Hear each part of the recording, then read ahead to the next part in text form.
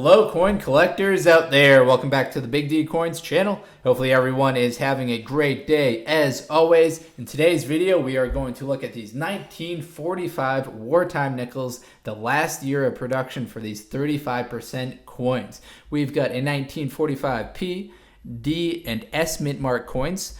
So I do have a complete set, which you might have noticed watching some of the other videos. There are 11 coins that make up the complete wartime nickel set. That's because only two mints produced 1942 coins. So in 42, they had the Philadelphia and the San Francisco mint. Then 43, 44, and 45, they had one at each mint, the Philadelphia, the Denver, and the San Francisco mint, which brings you to a total of 11. We will be covering a lot of basic information in this video, so if you've seen some of my other wartime nickel videos and you are short on time, feel free to skip ahead to the next video you want to watch. But if you want to stick around anyway, I would greatly appreciate it. And we'll talk about error coins associated with 1945 P. There's actually a very interesting error coin out there. It's a tripled die reverse, so 3 times the lettering, in which there should only be 1 time the lettering. So we'll talk about that. We'll describe what to look for as well as the value of those. We'll also talk about the value of the non-error coins. Now, even if you've got your coin in rough shape like these ones right here, this one's actually probably the best, but this one is very worn out. It will still be worth much more than face value just based on the fact that it's 35% silver.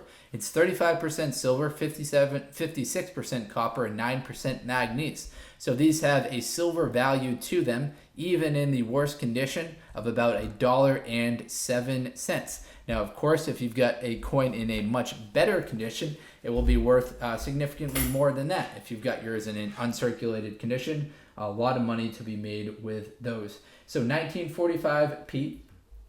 Mint state 65, so that's a very good grade. The coin grading scale goes from 0 all the way up to 70. So a mint state 65, that'll be worth $20. And then it goes down quite quickly after that. $8 for a 63, $5 for a 60, $3 for a 50, $2.50 for a 40, and $2 for a 20. But keep in mind the base level there will be a dollar based on the silver alone. Then you've got the Denver Mint, the exact same values for that according to the Red Book, and the exact same values according to the Red Book for the San Francisco Mint as well. If you get above a Mint State 65 grade, then you would have absolutely hit an absolute home run. That would be an incredible looking coin. And you'd pretty much have to be free of blemishes for all of those. So a 65 grade is defined as the following. Let me get that up for you. There are no traces of wear, barely noticeable blemishes. So you've got a just well-struck coin with no traces of wear and barely noticeable blemishes to get that MS65 grade to your coin. Now, I don't think I mentioned the mintages yet, so let me run through those quickly. The mintages are how many coins were produced for each one of these coins at each mint. So in 1945 at the Philadelphia Mint, that's going to be the highest mintage for the 45P silver nickel. There are 119 million of these produced. At the Denver Mint, 37 million. And then at the San Francisco Mint, 58 million. So 119, 37, and 58. For the wartime nickel series, the mintages really do bounce up and down all over the place. 1943 at the Philly Mint, there were 271, and in that same year there were only 15 million made at the Denver. So that really shows the different kind of constraints that were going on with the U.S. with their production facilities, I would imagine, because they were probably short on people, as well as the currency probably wasn't being exchanged as frequently because a lot of the young men were at war. All right, now I'm going to move these two aside, and we're going to focus in on this one right here, and we're going to talk about that error coin that I mentioned. This, the number on the error coin, if you want to look it up in any one of your reference guide, is the FS05, so that's 5 cent, 1945P-803. So each error that's well known will have its own code number to it. So this is the 803 error for the 1945P 5 cent coin. So tripled die reverse. Tripling is evident on all reverse lettering, so that's rather cool. Especially E pluribus unum, United States of America, 5 cents, and LLO of Monticello. So whenever you've got error doubling or tripling on all of the reverse side of the coin, that will be worth more than just say doubling or tripling on one specific word or one specific letter. Now, there are some more drastic ones associated with the doubling and the tripling. So this is kind of some light doubling, light tripling, I should say. But this is worth 200, not the coin here, the triple die reverse is worth $250 in a mint state 65, down to 150 and 63, 90 and a 60, 50 in a AU 50, and then 25 in a EF 40. So it's going to be worth quite a lot more than the regular strike coin if you've got that error associated with it. Let's quickly talk about some of the other ones.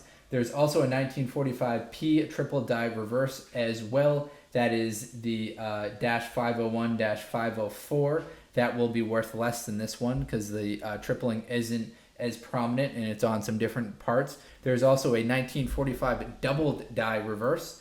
In the last O of Monticello, there's some extreme doubling. So if you've got some doubling right here on these letters and then on NTS at the bottom, that would get you the -801. This reverse is strongly doubled with the spread increasing from left to right. So that one will be worth $340 at a mint state 65. So these numbers are probably all starting to kind of run together. So let's quickly recap what we looked at and kind of summarize the Wartime nickel series. We've got the Philadelphia Mint with the large mint mark at the top. We've got the Denver Mint and the San Francisco Mint. The reason why they have the large mint marks on them is in case the government ever wanted to pull them out of circulation. The normal mint mark prior to 1965 was located right here, but for these one, it's large and prominent at the very top of the reverse side of the coin. Now, if you can still find these while coin roll hunting, but a lot of people are pulling them out of circulation because they're worth more than face value. So best of luck coin roll hunting if you're looking for these. I'm sure you'll come across some, but you might need to go through quite a bit before you do find these because the novice person wouldn't be looking for them, but coin collectors would pull them out any chance they get. The Wartime Nickel series went from 1942.